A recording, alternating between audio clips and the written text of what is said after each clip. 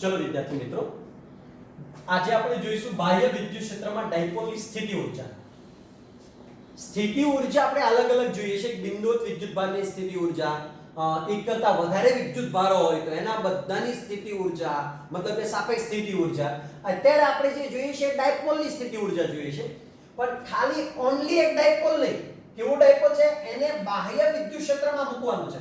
એટલે પહેલા આપણે જરા દોરી નાખીએ છીએ બાહ્ય વિદ્યુત ક્ષેત્ર. એટલે વિદ્યુત ક્ષેત્રની દિશા દાખલા તરીકે આ બાજુની છે, તો અહીંયા આપણે દોરીએ છીએ વિદ્યુત ક્ષેત્ર. ચાલો, યસ. હવે આ સમાન વિદ્યુત ક્ષેત્ર છે, કારણ કે પરસ્પર તો જ સમાંતર હશે. એટલે આ સમાન વિદ્યુત ક્ષેત્ર છે, એને નામ આપણે આપી દઈએ E વેક્ટર. આ બાજુની x અક્ષ દિશાની અંદર હશે. હવે આપણે આની અંદર એક ડાયપોલ દોરીએ છીએ. આ આપણે દોરી દીધું છે એક ડાયપોલ. હવે ડાયપોલનો નિયમ તમને ખબર હશે, બે વિદ્યુત ભારો હોય, એક પ્લસ હોય ને બીજો કેવો હોય? માઈનસ. અને બંનેના મૂલ્ય કેવા હોય? સમાન. તો દાખલા તરીકે આ બાજુ છે ધન વિદ્યુત ભારની છે, કારણ કે તમને ખબર છે વિદ્યુત ક્ષેત્ર દોર્યું હોય તો આ બાજુ ધન પ્લેટ હોય અને આ બાજુ કેવી પ્લેટ હોય? ઋણ. તો આપણને ખબર પડે કે પ્લસ માંથી નીકળીને વિદ્યુત ક્ષેત્ર ક્યાં જાય?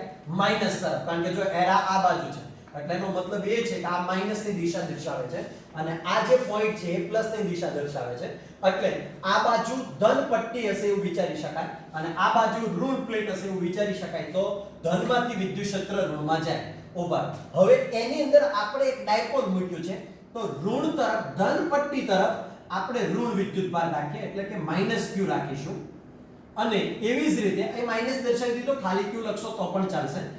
આ પટ્ટી તરફ, મતલબ કે જે બાજુ માઈનસ વિદ્યુત ભારની પટ્ટી આવશે એ તરફ આપણે પ્લસ વિદ્યુત ભાર રાખીએ છીએ, એટલે કે q. હવે તમને ખબર, આને આ બાજુ તરફ આકર્ષણ લગાડશે. જો ખાસ સમજો કઈ બાજુ આકર્ષણ લાગે ને કઈ બાજુ ન લાગે. હવે આને બળ કઈ બાજુ લાગશે? તો ભાઈ આ બાજુ. શું કરવા? કારણ કે આ બાજુ કઈ પટ્ટી હશે? ઋણ. કોઈ કે આ પટ્ટી શું છે? હજે એકવાર કહો. ચલો, વિદ્યુત ક્ષેત્ર દોરવું હોય તો આ બાજુ કેવું રાખીએ છીએ આપણે? પ્લસ પ્લેટ રાખીએ અને આ બાજુ કેવી પ્લેટ રાખીએ છીએ? Minus plate. તો વિદ્યુત ક્ષેત્ર કઈ રીતે દોરી શકાય? માઈનસ માં પ્લસ માંથી ક્યાં જશે વિદ્યુત ક્ષેત્ર? માઈનસ માં. તો આવી રીતે આપણે વિદ્યુત ક્ષેત્ર દોરી શકીએ.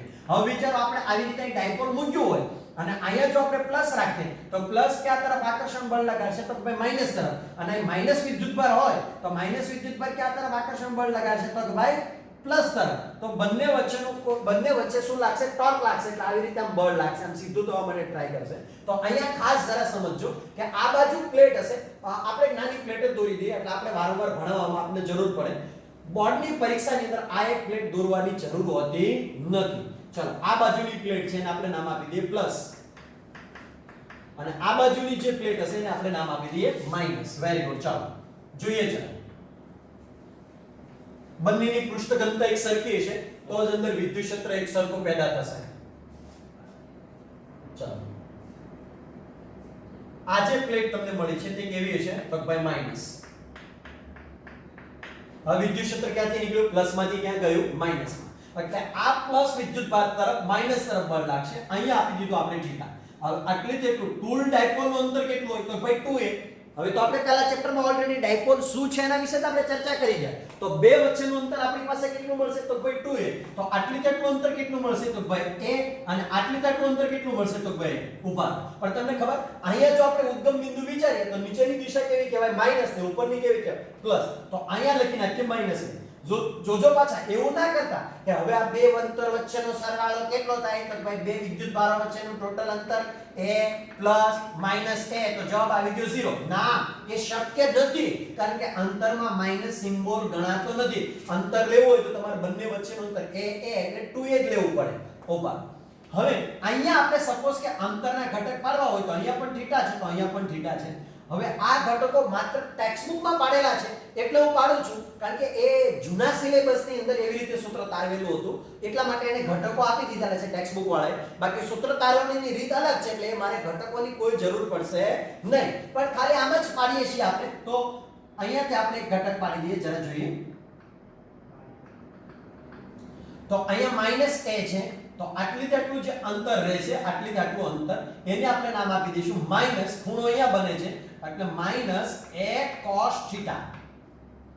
તો આ ઘટકને આપણે નામ આપીશું, પરિણામી વચ્ચે રાખવાનું. તો આટલે કેટલા ઘટકને આપણે નામ આપી દઈએ? તો શું નામ આપીશું? -sin θ.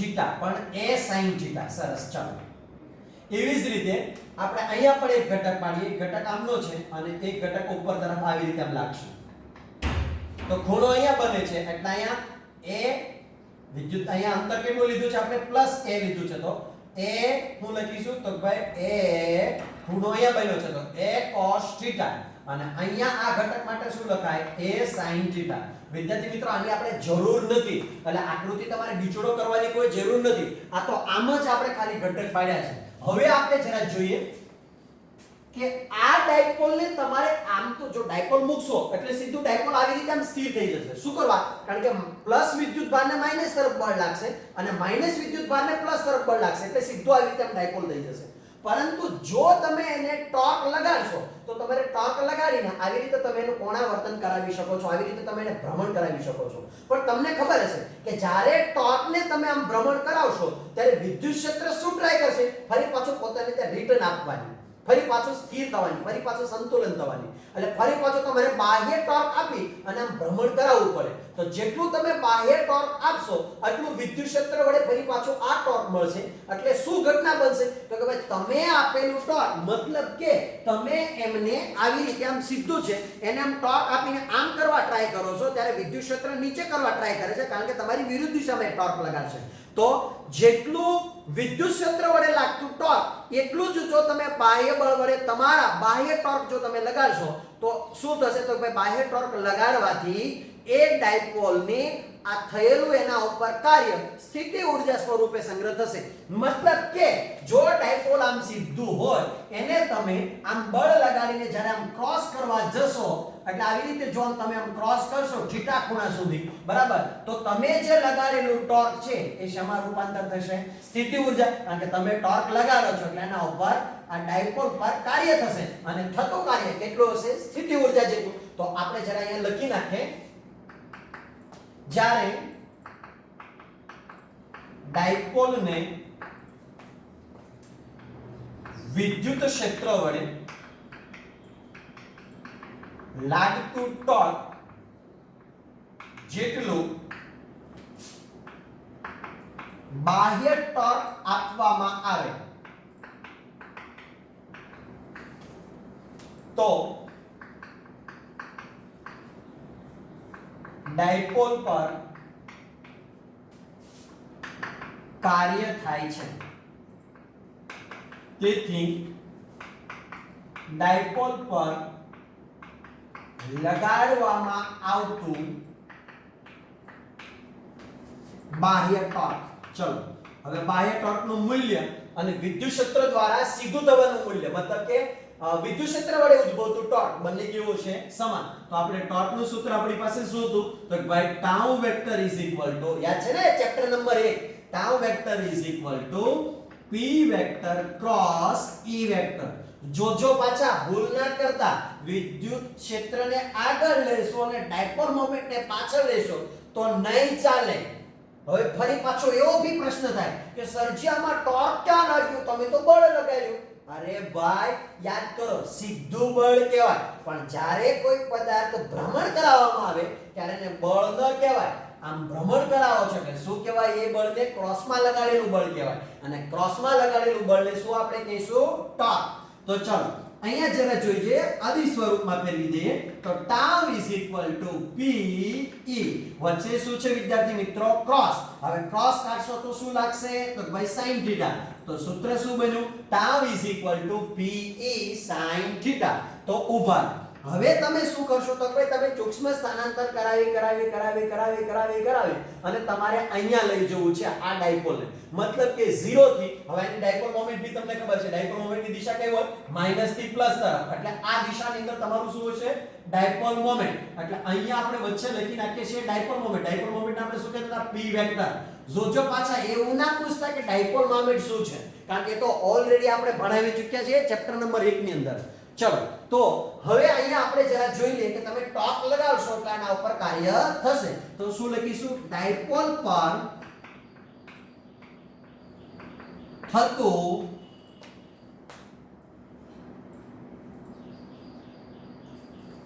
બાહ્ય ડાયપોલ પર બાહ્ય ટોર્ક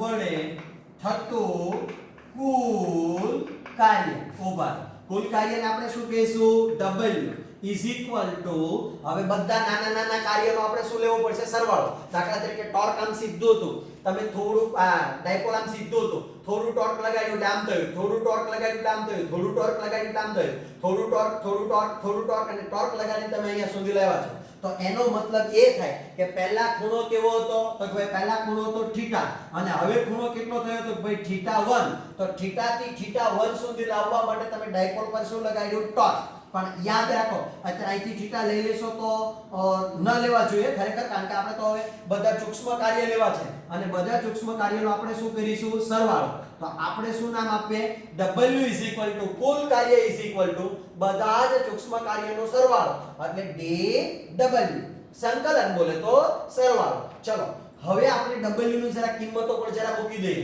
તો કેટલી થશે સંકલન ક્યાંથી ક્યાં સુધી બોલો તો જરા વિદ્યાર્થી મિત્રો ક્યાંથી ક્યાં સુધી જરા બોલો તો થીટા થી પહેલા ખૂણો થીટા હશે ને હવે આપણે લઈ ગયા ને શું નામ આપણે આપી દઈએ થીટા 1 તો શું કરીશું DW નું સૂત્ર શું થશે તો ભાઈ W ટોર્ક હવે ટોર્ક ને આપણે શું નામ આપીએ તો ભાઈ d ટાઉ d થીટા ખબર છે ને તમને યાદ હશે કે કાર્યનું સૂત્ર શું આવે તો કે ભાઈ જ્યારે ભ્રમણ કરાવવું હોય ત્યારે કાર્યનું સૂત્ર શું થશે ભ્રમણ થતું હોય ત્યારે કાર્યનું સૂત્ર તો ભાઈ ટોર્ક થીટા હવે એ સૂક્ષ્મ છે તો શું લખીશું d W tau d theta તો અહીંયા શું લખીશું tau d theta ચલો વિદ્યાર્થી મિત્રો હવે આપણે ટોર્ક ની વેલ્યુ અહીંયા મૂકી દો તો શું લખીશું આપણે જરા બોલો તો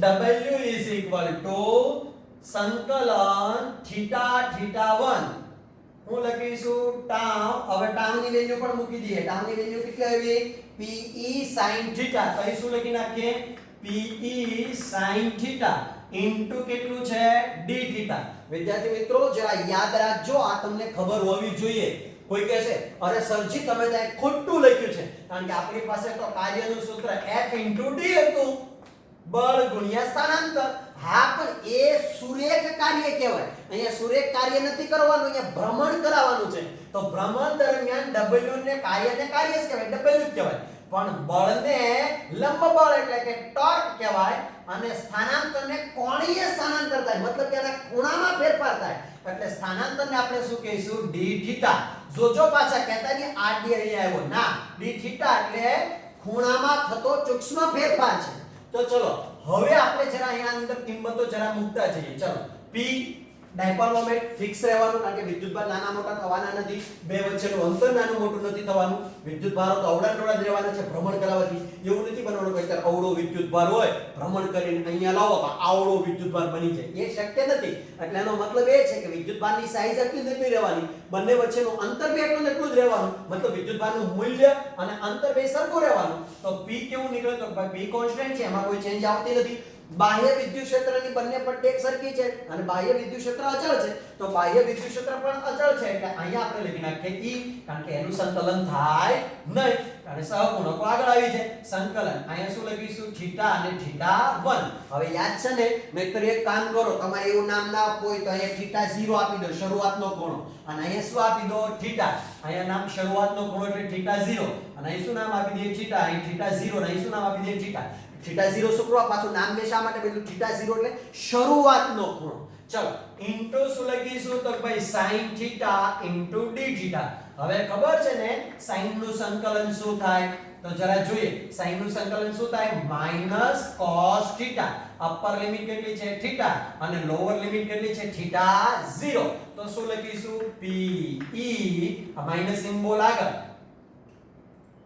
માઈનસ P E cos પહેલા લખીએ અપર લિમિટ એટલે થીટા પછી લખીએ લોઅર લિમિટ તો શું લખીશું cos theta 0 yes very good હવે માઈનસ સિમ્બોલ તમારા અંદર જવા દેવો તો જવા દો હવે તમને એ ખબર પડી શું છે તો કે અંતિમ ખૂણામાંથી પ્રારંભિક ખૂણો બાદ કર્યો છે પણ જો આ માઈનસ ની હું અંદર નાખીશ નહીં નાખો તો ભી ચાલશે ગણતરી કરશો જવાબ આવી જ જવાનો છે તો શું કરીશું તો ભાઈ PE માઈનસ અંદર જશે એટલે પ્લસ હોય એ માઈનસ અને માઈનસ હોય એ પ્લસ એટલે શું લખીશું થીટા 0 માઈનસ cos થીટા.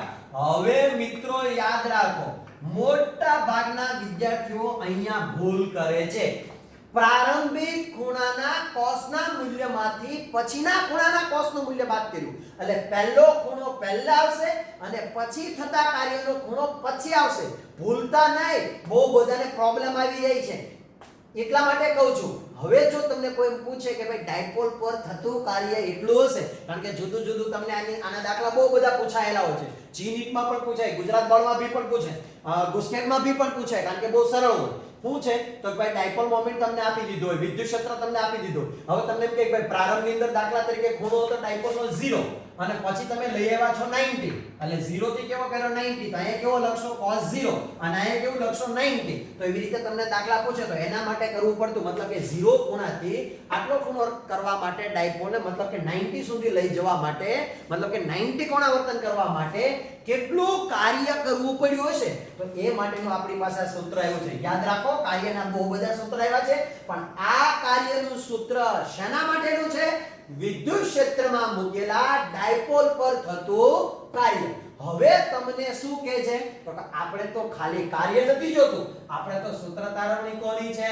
સ્થિતિ ઊર્જાની. તો આપણે હવે કોની ચર્ચા કરવાની છે? સ્થિતિ ઊર્જાની. તો સ્થિતિ ઊર્જા વિશે તમને હવે ખબર જ છે. શું? તો ભાઈ થતું કાર્ય શેમાં રૂપાંતર પામે છે? સ્થિતિ ઊર્જામાં. પણ કેટલેથી કેટલું? તો અહીં જરા લખી નાખીએ, જ્યાં વિદ્યુત ક્ષેત્રમાં ડાયપોલને પહેલા કેટલા ખૂણે હતો? હવે જો ડાયપોલ તમે અહીંયા લઈ આવ્યા, ત્યાંથી ફરી પાછું સીધું થાય ત્યારે, કારણ કે સ્થિતિ ઊર્જા તો સાપેક્ષ કાલ છે, એટલે અહીંયા જે ખૂણો હશે એ ખૂણો કેટલો લેવો પડશે? તો કે અહીંયા શરૂઆતનો કેટલો ખૂણો હશે એવું આપણે વિચારીએ. શરૂઆતનો તો ભાઈ તો π/2 અને પછી આપણે અહીંયા લાવીશું, એટલે એ ખૂણો કયો થયો હશે? થીટા. તો લખી નાખીએ, જ્યાં વિદ્યુત ક્ષેત્રમાં ડાયપોલને અથવા ડાયપોલ પર થતું કાર્ય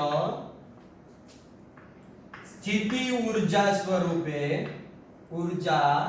સ્વરૂપે સંગ્રહ થાય છે. હવે જો આમ નામ સ્થિતિ ઊર્જા લખી નાખો તો વાંધો નહીં, આનું આ સૂત્ર લખી નાખો તો. પણ ઘણી વખત એવું બનશે કે તમને સ્થિતિ ઊર્જા માટે બે અલગ અલગ ખૂણા નહીં આપ્યા હોય. એવું નહીં કે આટલા ખૂણે સ્થિતિ ઊર્જા કેટલી, મતલબ 0 અંશના ખૂણે ડાયપોલ હોય ત્યારે સ્થિતિ ઊર્જા કેટલી અને 90 હોય ત્યારે સ્થિતિ ઊર્જા કેટલી, એ નહીં કે ખાલી ખૂણો આપી દેશે. તો આપણે શું કરીશું તો ભાઈ આ જે આપણી પાસે ખૂણો છે એને આપણે કેટલો કરી દઈએ? જ્યાં θ0 90. 90 બોલે તો શું લખી શકાય? π/2. અને આ ખૂણો કેટલો હશે એ આપણને ખબર નથી, તો શું લખી શકાય? u Pe cos π/2 minus cos 0 over. તો u શું લખી શકાય? તો કે Pe હવે cos π/2 નું મૂલ્ય એટલે cos 90 ની વેલ્યુ કેવી થાય? 0 minus શું લખીશું? cos θ. તો શું લખી શકાય વિદ્યાર્થી મિત્રો? u minus Pe cos θ. P બોલે તો ડાયપોલ મોમેન્ટ, E બોલે તો વિદ્યુત ક્ષેત્ર અને θ એટલે વિદ્યુત ક્ષેત્ર અને ડાયપોલ મોમેન્ટ વચ્ચે બનતો ખૂણો. ઉભા. તો હવે આપણે જો cos પણ કેન્સલ કરવું હોય, મતલબ કે સદિશ સ્વરૂપે જો લખવું હોય તો યાદ રાખો સ્થિતિ ઊર્જા તો અદિશ રાશિ છે એટલે u આવશે, માઈનસ ના માઈનસ, ડાયપોલ મોમેન્ટ સદિશ રાશિ છે, વિદ્યુત ક્ષેત્ર સદિશ રાશિ છે, વચ્ચે રાખ્યું છે આપણે cos, સ્થિતિ ઊર્જા અદિશ રાશિ છે તો cos કેન્સલ કરશો તો શું લાગશે? ડોટ. અને સદિશ રાશિ ઉપર બંને ઉપર શું આવશે વિદ્યાર્થી મિત્રો? વેક્ટર. તો આ આપણી પાસે બન્યું સ્થિતિ ઊર્જાનું સૂત્ર. હાલો એક રીતે આપણે સ્થિતિ ઊર્જાનું સૂત્ર તાર્યું, બીજી રીતે આપણે સ્થિતિ ઊર્જાનું સૂત્ર તારવવાનું છે, પણ એ પહેલા થોડીક અમથી ચર્ચા કરી લઈએ, કારણ કે JEE નીટ, ગુજરાત બોર્ડ, ગુસ્કેટ આની અંદર આના વારંવાર પ્રશ્નો પૂછાતા આવતા હોય છે. એટલે પહેલા આપણે એની જરા ચર્ચા કરીએ. માત્ર JEE નીટ, ગુસ્કેટ અને ગુજરાત બોર્ડના MCQ માટે, JEE નીટ અને બીજા MCQ માટે યસ વારંવાર પૂછાતો હોય છે, જો જરા હવે કન્ફ્યુઝ થાતા નહીં, નહીતર પ્રોબ્લેમ છે. ચલો પહેલો પોઈન્ટ આપણે વિચારીએ, મતલબ કે આના આપણે તારણો લખીએ છીએ, એટલે અહીંયા તારણો લખું છું. ચલો પહેલો પોઈન્ટ આપણે વિચારીએ કે વિદ્યુત ક્ષેત્રની દિશા અને ડાયપોલ મોમેન્ટની દિશા, દાખલા તરીકે આ માઈનસ વિદ્યુતભાર ને આ પ્લસ વિદ્યુતભાર, અને ડાયપોલ મોમેન્ટ વિદ્યુત ક્ષેત્ર આ દિશામાં અને ડાયપોલ પણ આ દિશામાં, એટલે કે ડાયપોલ મોમેન્ટની દિશા બંને એક હોય તો ઉભા રહો, મતલબ કે ડાયપોલ આમ હોય તો, મતલબ કે જ્યાં વિદ્યુત ક્ષેત્ર અને ડાયપોલ મોમેન્ટ પરસ્પર કેવા છે? સમાંતર. તો સમાંતર હોય તો બંને વચ્ચેનો ખૂણો કેવો થાય? 0. તો પછી એ સમયે ટોર્કની વેલ્યુ કેટલી હોય? sin 0 એ કેવું થાય? 0. તો ટોર્ક કેવું મળે? તેથી ટોર્ક tau = 0, કારણ કે ટોર્કની વેલ્યુ કેવી મળે છે? 0. પરંતુ સ્થિતિ ઊર્જા મળશે, કારણ કે cos 0 = 1. તો સ્થિતિ ઊર્જા u = કેવા મળે? cos 0 1 એટલે -pe. આ સમયે આ તંત્ર મતલબ કે ડાયપોલ સંતુલિત અવસ્થાએ છે, મતલબ કે ભ્રમણ કરશે નહીં, સંતુલનમાં છે. એટલે અહીં લખીશું ડાયપોલ સંતુલનમાં છે. સરસ. ચલો હવે બીજો મુદ્દો વિચારીએ, જરા જુઓ તો જરા. શું? તો ભાઈ વિદ્યુત ક્ષેત્ર આ દિશામાં છે, વેરી ગુડ, સમજો જરા. અને ડાયપોલ મોમેન્ટ એટલે કે ડાયપોલ આ દિશામાં છે, આ માઈનસ અને આ પ્લસ, એટલે ડાયપોલ મોમેન્ટ ઉપર તરફ હશે. તો ઘટના શું બની જરા જુઓ તો કે ભાઈ બંને વચ્ચેનો ખૂણો કેટલો થયો?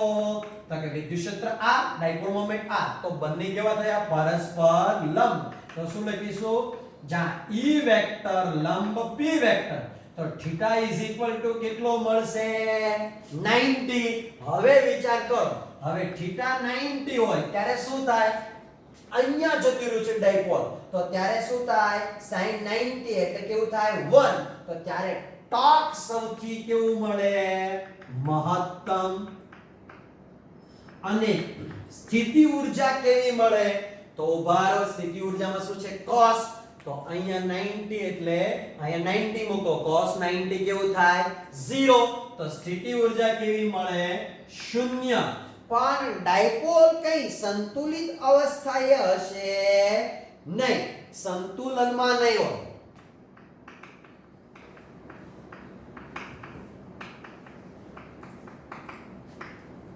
સંતુલનમાં નહીં હોય, મતલબ કે જો તમે ડાયપોલને મૂકી દેશો તો ફરી પાછો આમ સ્થિર થવા માટે ટ્રાય કરશે.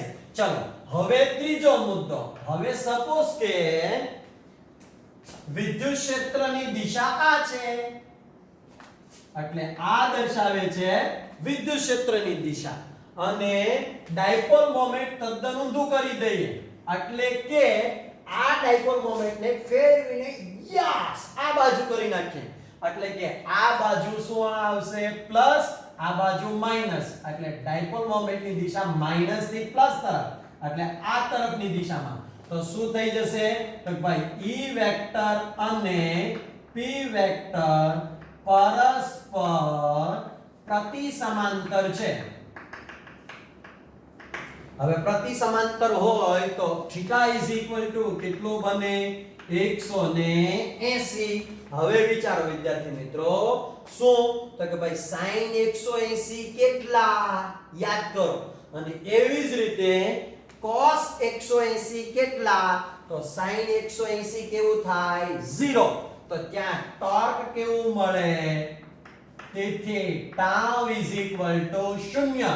પણ સ્થિતિ ઊર્જામાં શું થાય? તો કે માઈનસ Pe cos 180. તો માઈનસ Pe cos 180 નું મૂલ્ય કેટલું થાય? -1. તો શું લખીશું? Plus P. તો સ્થિતિ ઊર્જા સૌથી કેવી મળી? મહત્તમ. તો અહીં સ્થિતિ ઊર્જા શું લખીશું? મહત્તમ. હવે વિદ્યાર્થી મિત્રો તમને એવું કોઈ પૂછે કે ક્યાં સ્થિતિ ઊર્જા મહત્તમ હોય, તો જ્યારે તમે ડાયપોલને 180 નું ભ્રમણ આપો ત્યારે કોઈ કે સરજી અહીંયા સ્થિતિ ઊર્જા મહત્તમ ના મળે, ના, ત્યાં સ્થિતિ ઊર્જા લઘુત્તમ કહેવાય. કોઈ કે શા માટે લઘુત્તમ કહેવાય? કારણ કે માઈનસ મૂલ્ય છે. હવે માઈનસ મૂલ્ય જેટલું મોટું એટલું મૂલ્ય પ્લસ મૂલ્ય કેવું કહેવાય? નાનું. એટલા માટે અહીંયા સ્થિતિ ઊર્જા લઘુત્તમ, અહીંયા સ્થિતિ ઊર્જા શૂન્ય અને અહીંયા સ્થિતિ ઊર્જા મહત્તમ. ગુજરાતી ભાષામાં બોલો, આ સ્થિતિ ઊર્જા કેવી થાય? માઈનસમાં મહત્તમ પરંતુ પ્લસમાં લઘુત્તમ. એટલે સૌથી ઓછી સ્થિતિ ઊર્જા 0 અને સ્થિતિ ઊર્જા મહત્તમ. મતલબ કે જેમ ખૂણો વધે તેમ સ્થિતિ ઊર્જામાં ધીમે ધીમે વધારો થાય છે. યાદ રાખો, 0 થી જેમ ખૂણો વધે તેમ સ્થિતિ ઊર્જામાં વધારો થાય છે અને જેમ ખૂણો ઘટે તેમ સ્થિતિ ઊર્જામાં ઘટાડો થાય છે. તો સ્થિતિ ઊર્જા અને આ ખૂણો પરસ્પર એકબીજાના કેવા છે? સમપ્રમાણમાં. અચ્છા, તો આ રીતનો તમને કોઈ પણ MCQ પૂછે તો વિદ્યાર્થી મિત્રો આવડતો હોવો જોઈએ. ઉભા બીજી પણ એક ચર્ચા કરી લો એટલે પ્રોબ્લેમ આવે નહીં.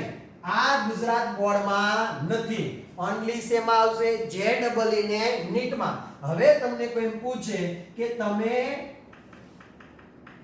નીટ અને JEE, હવે તમને કોઈ પૂછે કે તમે ખાલી એક ડાયપોલ રાખ્યું છે, વિદ્યુત ક્ષેત્રમાં નહીં, આમ નામ જ રાખ્યું છે, એટલે એક વિદ્યુતભાર પ્લસ છે, બીજો વિદ્યુતભાર માઈનસ છે, અને જો તમને એમ પૂછે કે વિદ્યુત સ્થિતિમાનનો આલેખ દોરો V વર્સિસ ઓફ R, તો યાદ રાખો જેમ તમે અહીંયાથી આ તરફ આવશો તેમ તેમ વિદ્યુત સ્થિતિમાન ઘટતું જશે અને પછી ઋણ વિદ્યુત સ્થિતિમાન લાગુ પડી જશે. એટલે વિદ્યુત સ્થિતિમાન ઘટતું ગયું, વચ્ચે એકવાર 0 થશે અને પછી ઋણ વિદ્યુત સ્થિતિમાન આવશે. તો આ ડાયપોલ માટે ડાયપોલ વડે ઉદ્ભવતું વિદ્યુત સ્થિતિમાનનું સૂત્ર છે. ચલો, હવે જો તમને કોઈ પૂછે કે જો બંને પ્લસ વિદ્યુતભાર હોય તો આ પણ પ્લસ વિદ્યુતભાર છે અને આ પણ પ્લસ વિદ્યુતભાર છે. જો પાછા કન્ફ્યુઝ ના થઈ જતા નહીં તો પ્રોબ્લેમ આવી જશે. તો હવે શું થશે? તો કે ભાઈ આના માટે આપણે એક આકૃતિ દોરીએ. તો શું? આ બાજુ વિદ્યુત સ્થિતિમાન અને આ બાજુ અંતર. જેમ તમે આમ જોશો તેમ તેમ વિદ્યુત સ્થિતિમાન શું થશે? ઘટતું જશે. ફરી પાછા અહીંયા 0 થઈ જશે. ફરી પાછા આ બાજુથી આ બાજુ આવશો તેમ વિદ્યુત સ્થિતિમાન વધતું જશે. પણ યાદ રાખો બંને પ્લસ છે એટલે વિદ્યુત સ્થિતિમાન કેવું આવશે? પ્લસ. તો વિદ્યુત સ્થિતિમાન આપણે કેવું રાખીએ? પ્લસ. હવે જો વિદ્યાર્થી મિત્રો એવું તમને કોઈ પૂછે, જોજો થોડું છે ટ્વિસ્ટેડ પણ છે સાચું અને પૂછાઈ ગયેલા MCQ છે પાછા, એટલે અટવાઈ ના જાવ એ ધ્યાન રાખજો. કોઈ એવો પ્રશ્ન પૂછે કે જો બંને વિદ્યુતભારો માઈનસ હોય તો કઈ રીતે દોરી શકાય? તો આ પણ આલેખ જરા જોઈ લો. આ બાજુ દોરું છું વિદ્યુત સ્થિતિમાન, આ બાજુ બે વચ્ચેનું અંતર. હવે માઈનસ હોય તો વિદ્યુત સ્થિતિમાન કેવું હશે? માઈનસ. તો આલેખ આ રીતના આવશે. હા, જો યાદ રાખો આલેખ નંબર 1, આલેખ 2 અને આલેખ 3 અલગ અલગ રીતે પૂછાઈ શકે. ગેરંટી સાથે આટલામાંથી કોઈ એક ક્વેશ્ચન તો પૂછાય ને પૂછાય. ઓબાર હવે આ આપણી પાસે એક રીત થઈ. હવે સૂત્ર તરીકેનો મતલબ કે આટલું તમે લખી નાખશો, આ ગુજરાત બોર્ડમાં આવશે એટલે કે આટલું જ એક્સ્ટ્રા છે, જરા જોજો. તો આટલું લખી નાખશો એટલે માર્ક્સ મળી જશે નહીં, કારણ કે હવે આને બીજી રીતે બી સમજાવવાનું છે. પહેલા તમે આ જરાક એક વખત આખો પીક છે એને જરાક જોઈ લો, વ્યવસ્થિત સમજી લો કે શું કહેવા માંગે છે. શું છે? વિદ્યુતભાર ડાયપોલ પર થતું લાગતું ટોર્ક, બાહ્ય બળ વડે લાગતું ટોર્ક, એના ઉપર થતું કાર્ય, પછી આપણે લીધું છે કુલ કાર્ય, એના ઉપરથી આપણે લીધી છે સ્થિતિ ઊર્જા. એક ટાર્ગેટ રાખીને દાખલા તરીકે તમે ડાયપોલને 90 એંગલે લઈ જાઓ છો એટલા માટે. પછી આપણે જોઈએ સ્થિતિ ઊર્જા, તો ભાઈ 90 થી 0 સુધી બંને વચ્ચે સ્થિતિ ઊર્જા કેટલી હશે? ક્યાંથી? 90 થી 0 સુધીની સ્થિતિ ઊર્જા. તો એ આપણે જોઈ સ્થિતિ ઊર્જા. એના આપણે જુદા જુદા જોયા 3 તારણો, એને આપણે MCQ પણ જોઈ લીધા. ખાલી એક ડાયપોલ રાખશો તો ડાયપોલ વડે વિદ્યુત સ્થિતિમાન કઈ રીતે કામ કરશે, બે પ્લસ હોય તો વિદ્યુત સ્થિતિમાન, બે માઈનસ હોય તો વિદ્યુત સ્થિતિમાન, એની ચર્ચા કરી આપણે. અને હવે જે આપણે જોવાના છીએ એ એક અલગ રીત છે, પણ આટલું રહેવા દો છો, આને કાઢી નાખો છો. એટલે તમે પહેલા આ જરા લખી લેજો. ચલો આગળ વધીએ, જરા શું કહેવા માંગે છે તે.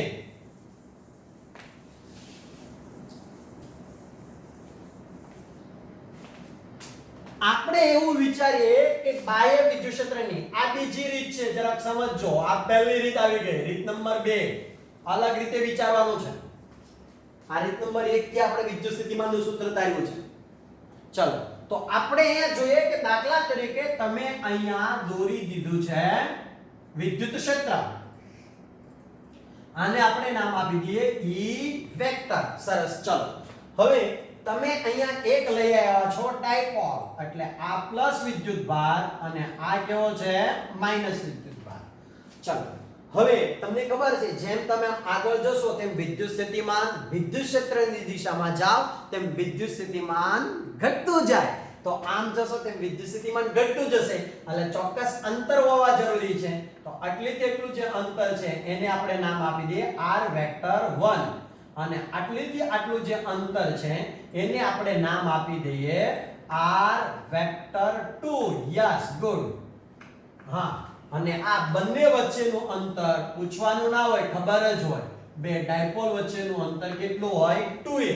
હવે તમને એમ પૂછે કે ભાઈ ડાયપોલની સ્થિતિ ઊર્જા કેટલી હશે, તો શું લખીશું, વિદ્યુત ક્ષેત્રમાં મૂકેલા ડાયપોલની સ્થિતિ ઊર્જા. તો શું લખીએ, u. હવે જેમ અંતર વધતું જાય તેમ સ્થિતિ ઊર્જામાં ચેન્જ થતી જાય, અને તમે આવી રીતે ખૂણો બદલતા જાઓ તેમ પણ સ્થિતિ ઊર્જામાં ફેરફાર થતો જાય. એટલે અહીં લખી નાખીએ u થીટા, એટલે ખૂણો બદલવાથી સ્થિતિ ઊર્જા બદલે, ઇન્ટુ ઉભાર. હવે અહીંયા વિદ્યુત સ્થિતિમાન એટલે આટલે તેટલા આ r1 અંતરે વિદ્યુત સ્થિતિમાન, એને આપણે નામ શું આપતા હતા, વિદ્યુત સ્થિતિમાનને v.